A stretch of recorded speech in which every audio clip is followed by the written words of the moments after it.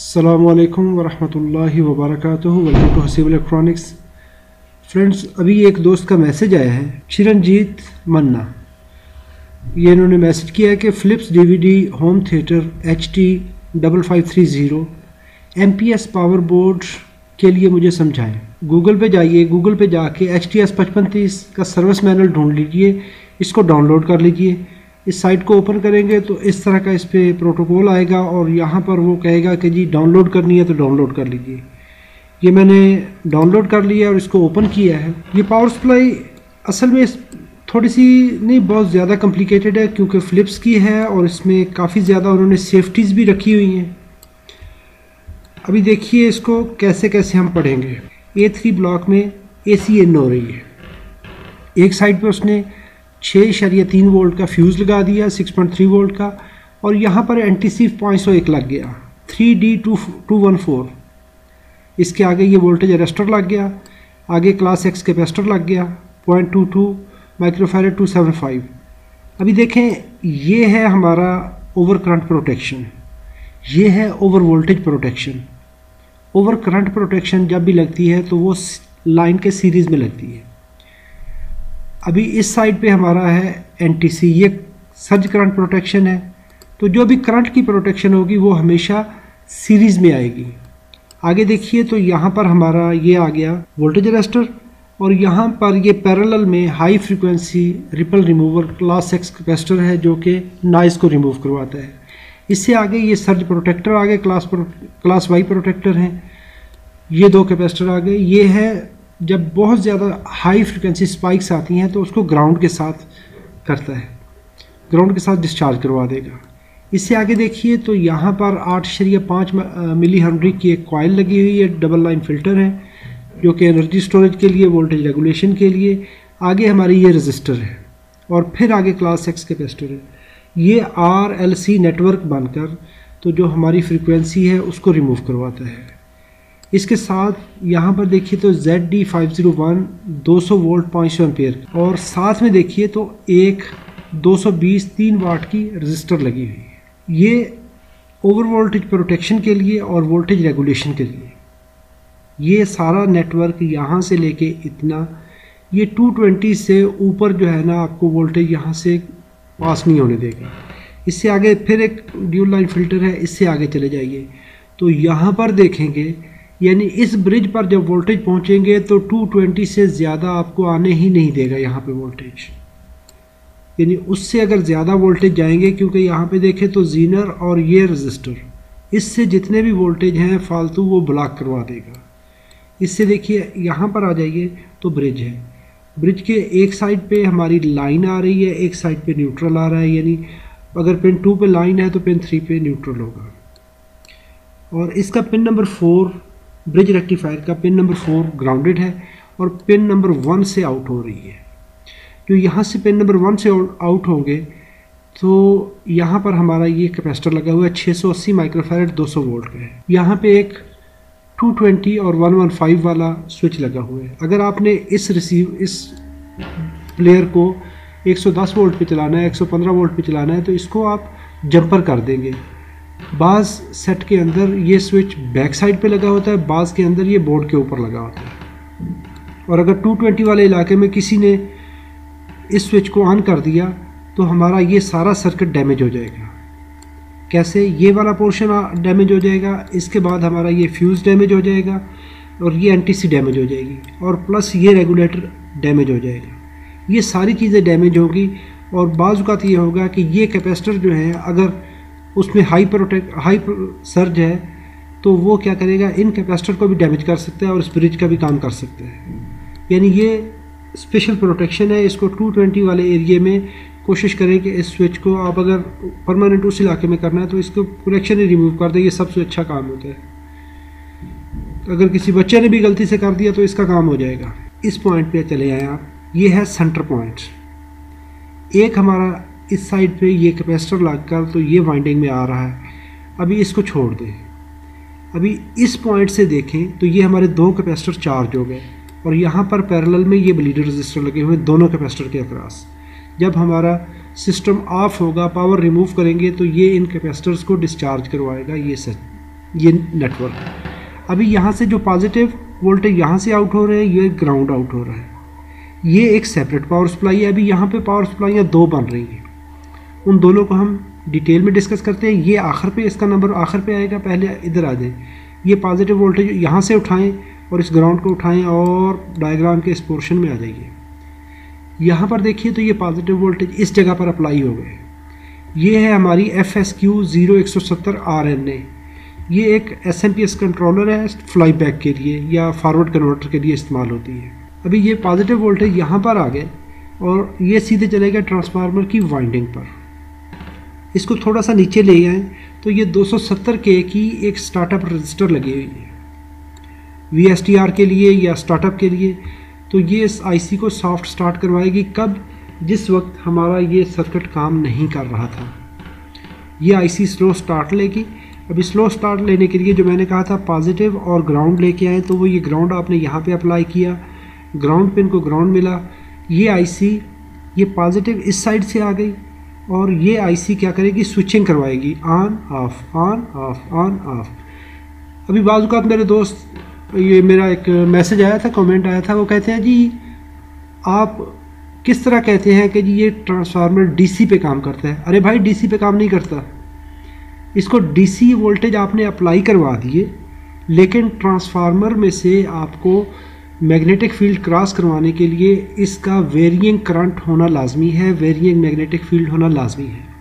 यानी वो कभी ऑन हो रहा हो, कभी ऑफ हो रहा हो, कभी वो कम हो रहा हो, कभी ज़्यादा हो रहा हो। जब भी वाइंडिंग में चेंज होती हुई करंट, जिसको अल्टरनेटिंग करंट कहते हैं, उसके लेवल कभी कम कभी ज़्यादा हो रहा हो, तो मैग्नेटिक फील्ड कभी उसका मकनातीसी लहरें जो हैं कभी वो फैलें कभी सिकुड़ें। मैं बिल्कुल देसी ज़ुबान में बात करता हूँ कि जी जब वो लाइनें उसकी जो करंट है कभी ऑन कभी ऑफ होगी, तब जाके आपके वोल्टेज ट्रांसफ़र होंगे। तो वो ऑन ऑफ कहाँ से हो रही है? देखिए 330 वोल्ट आपने यहाँ पे अप्लाई कर दिए और ग्राउंड यहाँ पे दे दिया, और यहाँ पे आपने एक बंदर बिठा दिया जो इस स्विच को कभी ऑन कर रहा है, कभी ऑफ कर रहा है, कभी ऑन कर रहा है, कभी ऑफ कर रहा है। इसके ऑन ऑफ होने से इस कॉइल के अंदर कभी करंट चलेगी, कभी रुकेगी, कभी चलेगी, कभी रुकेगी। जो वेरिएंग मैग्नेटिक फील्ड होता है, जब करंट आप चलाते हैं और रोकते हैं, तो AC के अंदर आप क्या कर रहे होते हैं? आपका वोल्टेज लेवल कभी वो 0 से 220 वोल्ट जा रहा होता है और कभी 0 से नीचे आके फिर नीचे आ रहा होता है नेगेटिव साइड पे। यानी वो साइन वेव कभी ऊपर कभी नीचे, कभी ऊपर कभी नीचे। लेकिन यहाँ पर आप सिर्फ स्केयर वेव अप डाउन 0 से लेके 330 वोल्ट, 0 से लेके 330, 0 से 330, वो कभी ऑन हो रही है, कभी ऑफ हो रही है। उसकी फ्रीक्वेंसी कितनी है? किसी IC में वो 50 किलोहर्ट्ज़ होगी, किसी में 100 होगी, किसी में 120 होगी, किसी में 60 किलोहर्ट्ज़ होगी। तो यहाँ से हमारा ये ग्राउंड स्विच होगा और ये करंट चलेगी। अभी जो मैग्नेटिक फील्ड यहाँ से बनेगा ऑन टाइम में, जब ये IC स्विच करवाएगी, उस वक्त तो करंट नेगेटिव से पॉजिटिव की तरफ यहाँ पे चल जाएगी। जब ये मैग्नेटिक फील्ड कोलैप्स होगा तो उस वक्त क्या होगा? इसका रिवर्स मैग्नेटिक फील्ड बनेगा जो यहाँ पर स्ट्रेस बनाएगा। उस स्ट्रेस को ख़त्म करने के लिए ये हमारे कंपोनेंट लगे हुए हैं। RCD रजिस्टर, ये 270 के की 2 रजिस्टर पैरेलल में लगी हुई तो 135 के हो गई, और एक कैपेसिटर लगा हुआ है 103-400 का, और यहाँ पर HER 108 1 एम्पेयर 800 वोल्ट का ये डायोड लगा हुआ है। ये क्या करेगा? जो ऑफ टाइम में, जो ड्यूटी साइकिल का ऑफ टाइम होता है, उसके अंदर जो मैग्नेटिक फील्ड यहाँ पर रिवर्स मैग्नेटिक फील्ड बनेगा, रिवर्स वोल्टेज बनेंगे, उनको ये डिस्चार्ज करवाएगा। तो हमारी प्राइमरी में जो करंट है वो 0 करवाएगा ताकि IC नए साइकिल के लिए रेडी हो सके। जब यहाँ से करंट गुजरी, वोल्टेज सेकेंडरी में बने, और साथ ही हमारी ये VCC वाइंडिंग, इसमें भी वोल्टेज बनना शुरू हो गए। अभी जब इसमें वोल्टेज बनना शुरू हो गया तो क्या हुआ? ये देखें तो डायोड से रेक्टिफाई हुए, तो ये कैपेसिटर चार्ज होगा 47 माइक्रोफैरड 50 वोल्ट का। यानी इस सेक्शन को सबसे पहले जो ही आप प्लग इन करते हैं तो इस सेक्शन को काम करना चाहिए। अगर आपकी पावर सप्लाई डायरेक्टली ऑन नहीं होती तो सबसे पहले जो इल्लत है वो इसमें होगी। अभी देखिए वोल्टेज बने, VSTR 5 नंबर पिन पे वोल्टेज आ गए। आप इस IC को चेक कर लीजिए कि ये काम कर रही है कि नहीं कर रही। इसकी पिन नंबर 2 पे वोल्टेज चेक कीजिए। अगर तो पिन नंबर 2 पे वोल्टेज चेक करेंगे और ये कैपेसिटर जो हमारा 47 माइक्रोफैरड का है, जिसको कहा गया है CE 503, इस पे वोल्टेज चेक करें। अगर तो इस पे वोल्टेज स्टेबल है, इस पे वोल्टेज फिक्स होने चाहिए, जो भी होंगे 10 होंगे, 5 होंगे, 8 होंगे, लेकिन फिक्स होने चाहिए, उनको चेंज नहीं होना चाहिए। ये वोल्टेज यहाँ से बने VCC पिन पे आ गए। अगर ये वोल्टेज नहीं बन रहे तो IC स्विचिंग नहीं कर रही। दूसरा काम आप ये भी कर सकते हैं, इस ट्रांसफार्मर की प्राइमरी पे मल्टीमीटर को AC पे रखिए। यहाँ पर आपको 10 वोल्ट के करीब AC मिलेंगे, DC नहीं AC, ये आप चेक कर लीजिए। यहाँ पर आउटपुट में आ जाइए। अभी इस ट्रांसफार्मर की पहचान देख लें। इसका डॉट नीचे वाली साइड पे है, इसका डॉट ऊपर वाली साइड पे है, इसका डॉट ऊपर वाली साइड पे, यानी ये फ्लाई बैक है। जिस ट्रांसफार्मर के dot 180 degree out of phase होंगे एक्सिलरी वाइंडिंग के और आउटपुट सेकेंडरी वाइंडिंग के, तो वो क्या है, हमारा फ्लाई बैक है। अभी यहाँ पर देखें, ये पिन नंबर 8 और 10 से एक वाइंडिंग निकली, 8 नंबर पिन कॉमन है, पिन नंबर 8 और 10 से वाइंडिंग निकली, और इससे देखें तो एक ये हमारा FR 104 1 एम्पियर 400 वोल्ट का हमारा ये लगा हुआ है रेक्टिफायर, फास्ट रेक्टिफायर है। 22 ओम की रजिस्टर है, आगे ये कैपेसिटर है, और एक इंडक्टर 501 22 मिली माइक्रो हेनरी के कैपेसिटर से 27 वोल्ट आउटपुट होगी। सेम उसी टाइम 8 और 9, 8 नंबर पिन कॉमन है, 9 नंबर से आउट होंगे वोल्टेज, तो 102 ये एक रेक्टिफायर है, इससे वोल्टेज आउट होंगे। यहाँ पर इसका रिकवरी नेटवर्क लगा हुआ है जो इसको प्रोटेक्ट करवाएगा, डायोड को रिकवरी में मदद देगा। यहाँ से चलें तो ये हमारा है 470 माइक्रोफैरेड 25 वोल्ट का कैपेसिटर है। इंडक्टर से होते हुए वोल्टेज यहाँ पर पहुँचेंगे, इससे आउट होते हुए ये वोल्टेज हमें पिन नंबर 3 पे 12 वोल्ट मिलेंगे। पिन नंबर 2, 4 और 8 ग्राउंड है, ये वोल्टेज हमें 12 वोल्ट यहाँ पर मिल गए। इससे नेक्स्ट हमारा दूसरी वाइंडिंग है, ये देखिए तो ये पिन ग्राउंड है, ये भी ग्राउंड है। इसका मतलब है ये पिन, ये ग्राउंड कॉमन है इसका सेकेंडरी का। यहाँ से पिन नंबर 7 और 6 से वोल्टेज चले, AC वोल्टेज जो भी बनेंगे इस डायोड से रेक्टिफाई होंगे, कैपेसिटर पे आएंगे, और यहाँ से चलते हुए पिन नंबर 6 और 5 पे M+5 वोल्ट आ गए। ये 5 वोल्ट हो गए, और 12 वोल्ट और 27 वोल्ट। आप ये सप्लाइयाँ चेक कर लें, ये हर हाल में ये सप्लाइयाँ बननी चाहिए। अच्छा, इसको अभी रेगुलेट कैसे करवाया जा रहा है? इसी वोल्टेज को, जो हमारे 5 वोल्ट हैं, इसको यहाँ से देखेंगे तो यहाँ से एक ये रजिस्टर है, एक ये रजिस्टर है, ये TL431 लगा हुआ है, ये उसका रेफरेंस नेटवर्क है, ये R524 और R525 यहाँ से रेफरेंस मिला। इसने इसको जब 5 वोल्ट पूरे हुए तो इस ऑप्टोकपलर को एक्टिव करवाया, और ये कहाँ से जो रिपल्स यहाँ पे बन रही हैं उसको इस कैपेसिटर के पॉजिटिव नोड से उठाएगा, और वेरिएंग लाइट में जो रिपल्स हैं वो यहाँ से ट्रांसफ़र होंगी। और अभी ये देखिए, ये ग्राउंड है, और ये इस ऑप्टोकपलर के कलेक्टर से होता हुआ 3 नंबर पिन पे फीडबैक चली जाएगी। यानी जब 5 वोल्ट पूरे होंगे तब ये ग्राउंड इसको कपल करवाएगा, और वो वेरिएंग वोल्टेज होंगे। ये इसकी इंटरनल रेजिस्टेंस कैसे वेरी हो रही होती है, जो ये वोल्टेज वेरिएशन यहाँ पे रिपल्स हो रही होती है, उस रिपल्स के हिसाब से इसकी रेजिस्टेंस 300 ओम से लेके 1K तक इसकी चेंज हो रही होती है। तो उस हिसाब से ये IC अपना ड्यूटी साइकिल एडजस्ट करती है और आपके वोल्टेज को रेगुलेट करवाती है। जो लोड बढ़ता जाएगा इसमें रिपल्स बढ़ते जाएंगे, क्योंकि उस वक्त करंट की मिकदार बढ़ती जाएगी, वोल्टेज ड्रॉप बढ़ता जाएगा, रिपल्स बढ़ते जाएंगे। उसी तरह ये उसको कंपनसेट करवाएगी, वोल्टेज बनते जाएंगे। अभी आ जाइए, अभी प्लग इन कर दिया था, कोई बंदा आया, उसने जनाब रिमोट से या उसके पैनल से पावर ऑन का बटन ऑन कर दिया। पावर ऑन एक तो है, जब आपने प्लग इन कर दी तो ये पहली सप्लाई ऑटोमेटिकली ऑन हो जाएगी। अभी किसी ने उस सेट को चलाना चाहा तो ये पिन नंबर 7 पे एक सिग्नल आएगा जिसको पावर ऑन ऑफ कहते हैं। क्यों कि ये 5 वोल्ट का सिग्नल, ये वाला स्टैंड बाई सिग्नल ये जाएगा, और इसने क्या किया, ये 5 वोल्ट का सिग्नल आएगा वापस, वहाँ से प्रोसेसर से पावर ऑन ऑफ का सिग्नल आया, ये आकर देखें तो इस जगह पर आ गया। यहाँ पर हमारा 8050 एक ट्रांजिस्टर लगा हुआ है, और इसको आके एक्टिव करवा देगा। एक्टिव कैसे करवाएगा, अभी देखिए। जो 12 वोल्ट हमने कहा था ये बने हैं यहाँ पर, ये 12 वोल्ट एक तो इस तरह आए, और इसने आके इस PNP ट्रांजिस्टर को ऑफ़ करवा दिया।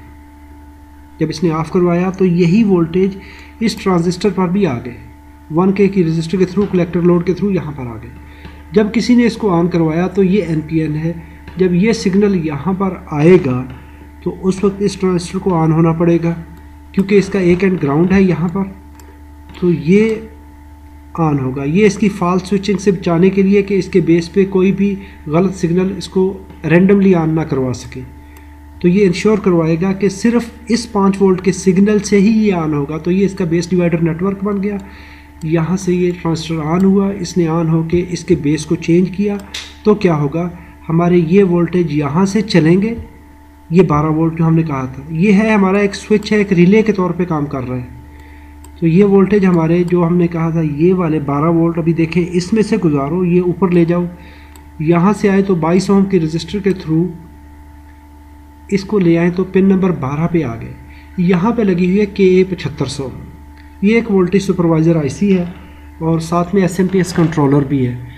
ये अमूमन ये वाली IC ये ATX पावर सप्लाईज़ के अंदर इस्तेमाल होती है, कंप्यूटर की पावर सप्लाईज़ के अंदर 7500, 7502 इस तरह की IC वहाँ पे इस्तेमाल होती है। इसको अभी मिले VCC। अभी इसका तमाशा शुरू हो गया है। ग्राउंड इसको यहाँ पे दे दिया आपने। VCC देखें आप कहाँ से घुमा फिरा के लेके आए हैं कि ये सप्लाई को ऑन करवाया, ऑन करवा के उसके प्लेयर के मदरबोर्ड में गए, वहाँ पे किसी ने रिमोट प्रेस किया या पैनल पे पावर ऑन का बटन किया तो ये सिग्नल यहाँ पे आ गया। इसके ऑन होने से ये IC एक्टिव हो जाएगी। अभी एक्टिव होगी तो ये क्या करेगी, ये इसका फ्रीक्वेंसी नेटवर्क है, यहाँ पे एरर एम्पलीफायर है जो कि वोल्टेज रेगुलेट करवाएंगे, उसको हम देखते हैं। अभी सबसे पहले यहाँ पे RTCT है, टाइमिंग रजिस्टर, टाइमिंग कैपेसिटर है, यहाँ पे 2 कंपोनेंट लगे हुए हैं जो कि इसकी फ्रीक्वेंसी को एडजस्ट करवाते हैं। तो ये E2 और E1 से 2 सिग्नल जनरेट होंगे। ये सिग्नल यहाँ से चलेंगे, ये ऊपर वाली दोनों तारें ये इस जगह पे आ गई, ये रजिस्टर पे आ गई, तो यहाँ पर हमारा ये लगा हुआ है 2SB772। ये 2 ट्रांजिस्टर लगे हुए हैं, कभी ये ऑन होगा तो कभी ये ऑन होगा। ये दोनों इस सिग्नल ट्रांजिस्टर को, सिग्नल ट्रांसफार्मर को T503 को ऑपरेट करवाएंगे। ये एक माइनर सा सिग्नल होता है, बिल्कुल जिस तरह कंप्यूटर के अंदर पावर सप्लाई होती है, ये कंप्यूटर वाली पावर सप्लाई की तरह ही काम करती है। ये सिग्नल यहाँ पे इसको स्विच करवाएगा, वो सिग्नल यहाँ पे 2 वाइंडिंग है इसकी, दोनों वाइंडिंग एक दूसरे के आउट ऑफ फेज़ हैं। ये आके यहाँ पर हमारी लगी हुई है 2 MOSFET F20 N50, 20 ampere 500 volt की ये मॉसफेट्स हैं। इन दोनों के बेस को ड्राइव देंगे। अगर ये ऑन है तो ये ऑफ होगी, ये ऑफ है तो ये ऑन होगी। और एक वक्त में देखें अभी हो क्या रहा है, यहाँ पर पॉजिटिव वोल्टेज को ऐसे स्विच करवाएगी और ये कैपेसिटर से इस जगह पर एक कैपेसिटर हमारा मेन कैपेसिटर डिस्चार्ज होगा वाइंडिंग में। जब दूसरा सिग्नल आएगा, इस वाइंडिंग का सिग्नल आएगा तो ये मॉसफेट ऑन होगी। इसके ऑन होने से ये ग्राउंड वाले वोल्टेज यहाँ से चलेंगे, यहाँ से चलते हुए इस वाइंडिंग में और इस कैपेसिटर के थ्रू, ये पल्स के थ्रू हमारा ये कैपेसिटर डिस्चार्ज होगा। इस तरह से हमारी ये वाइंडिंग बार बार अपना मैग्नेटिक फील्ड चेंज करेगी। क्यों कि पीछे ये IC ने जो इसको चलाया हुआ है, तो ये सिग्नल जितनी फ्रीक्वेंसी पे ये ऑसिलेट करेगी तो ये यहाँ पर वोल्टेज ट्रांसफ़र होंगे, ये वोल्टेज यहाँ पर चलेंगे प्राइमरी में, प्राइमरी से सेकेंडरी में। सेकेंडरी में अभी देखें तो क्या बन रहा है। सेकेंडरी में एक तो यहाँ पर MBR 2300 है, 20 एम्पेयर 300 वोल्ट का हमारा रेक्टिफायर लगा हुआ है। एक फिर रेक्टिफायर लगा हुआ है MUR 2030। और देखें वाइंडिंग का एक पोर्शन उसने एक और ट्रांसफार्मर में से गुजारा जो कि करंट ट्रांसफार्मर है।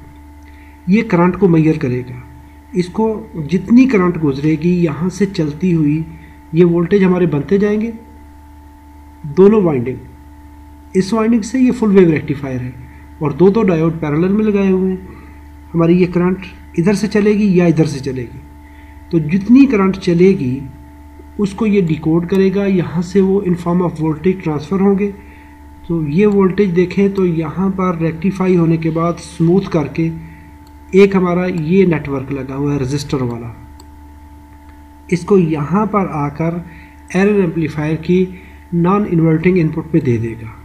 चले इस पे भी मैं एक डिटेल में बात करूँगा कि ये भी मुझे काफ़ी दफ़ा मैसेज आए हैं कि ऑपरेशनल एम्पलीफायर पे, क्योंकि जगह जगह पे ये एरर एम्पलीफायर लगा हुआ है। तो ऑपरेशनल एम्पलीफायर होता है ये क्या करता है कि आपके वोल्टेज को रेगुलेट करवाता है। एक हमारा क्या करता है, ये वाला सर्किट जितने वोल्टेज बने ये करंट को सेंस करेगा, कितनी करंट फ्लो कर रही है, कितनी करंट फ्लो कर रही है वो यहाँ से चलेगी और वोल्टेज बनेंगे, वोल्टेज बन के इस एरर एम्पलीफायर को मिलेंगे। और दूसरा, यहाँ से वोल्टेज कितने बने, अभी देखें बड़ी अजीब सी कहानी हो रही है। यहाँ से वोल्टेज बने, रेक्टिफाई हुए, फिल्टर से गुजरे, यहाँ पर आए और ये एक हमारा नेटवर्क लगा हुआ है, इससे आए तो इस एरर एम्पलीफायर की नॉन इन्वर्टिंग इनपुट पे आ जाएंगे। यहाँ से वोल्टेज सेंस हो गए और यहाँ से करंट सेंस हो गई।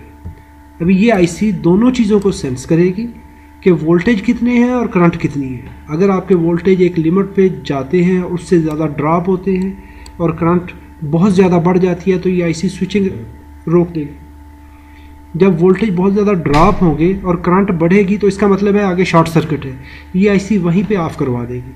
अगर ये वोल्टेज बढ़ने लगते हैं और करंट नहीं बढ़ती तो क्या करेगा, ये अपनी ऑसिलेशन को, अपने ड्यूटी साइकिल को चेंज करवा देगा, उससे हमारे वोल्टेज रेगुलेट हो जाएंगे और यहाँ पर हमें 38 वोल्ट आउटपुट में मिलेंगे। अभी इसमें मसाइल कहाँ कहाँ पे आएंगे। एक तो कहानी जो मैंने सबसे पहले यहाँ पे कही थी कि आपके फ्यूज़ बार बार उठता है तो सबसे पहले इस स्विच को चेक कर लें। यहाँ पे ये वोल्टेज अरेस्टर है, ये सर्ज प्रोटेक्टर है, इनमें से कोई भी चीज़ अगर शॉर्ट होगी, ब्रिज शॉर्ट होगा, ये कैपेसिटर शॉर्ट होगा तो फ्यूज़ उड़ेगा। ये है हमारा प्राइमरी का नेटवर्क और मैं पहले डिटेल में वीडियो बना चुका हूँ कि आप इनपुट सर्किट को कैसे टेस्ट करते हैं। इसके बाद आ जाइए आप यहाँ पर, अगर हमारी ये आईसी वोल्टेज नहीं बनाती, यानी आपका पहला स्टेप जो है, अगर ये वोल्टेज बनते हैं प्राइमरी वाले और इस कैपेसिटर पर आपके 165 वोल्ट के करीब आते हैं, इस पर और दोनों पर, यानी दो कैपेसिटर पर 165 के करीब वोल्टेज आते हैं, तो इसका मतलब है आपका रेक्टिफायर सर्किट और इनपुट प्रोटेक्शन सर्किट ओके है। इसके बाद आ जाइए यहाँ पर, ये हमारी जो आईसी है अगर ये वोल्टेज बनाती है, इस कैपेसिटर पे आपको वोल्टेज मिलते हैं तो इसका मतलब है ये आईसी काम कर रही है। अगर ये वोल्टेज नहीं मिलते तो फिर आपने इस एरिया में देखना है कि यहाँ पर क्या प्रॉब्लम है।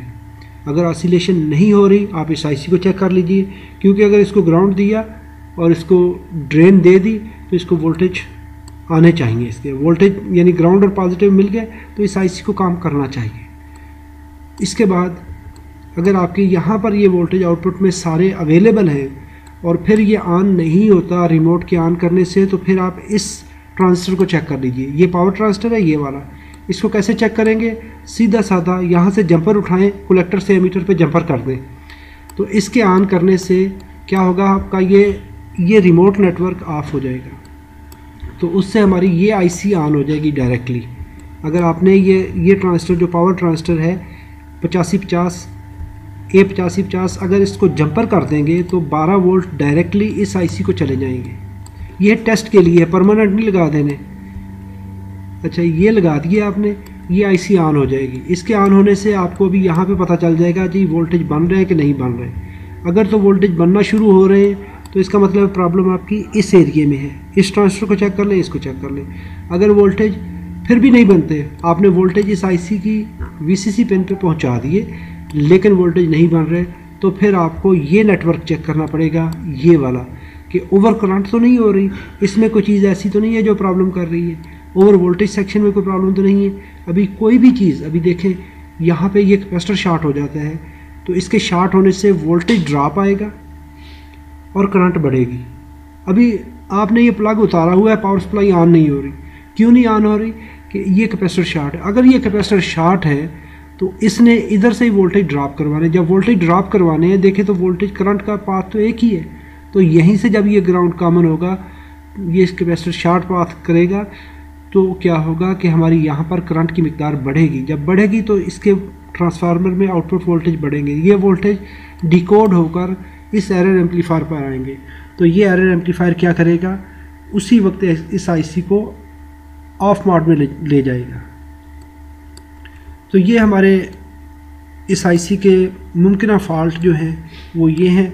हाँ, एक और चीज़ है इसमें, जो एक और बड़ा इशू आता है कि आप इसकी चेसिस को हाथ लगाते हैं तो वहाँ पे भी आपको बाज़ औक़ात शॉक लगता है।